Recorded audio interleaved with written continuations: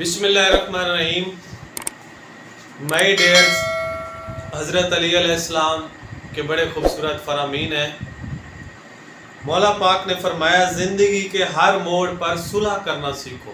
مولا نے فرمایا کہ زندگی کے ہر موڑ پر صلح کرنا سیکھو، کیونکہ جھکتا وہی ہے جس میں جان ہوتی ہے. جھکتا وہی ہے جس میں جان ہوتی ہے.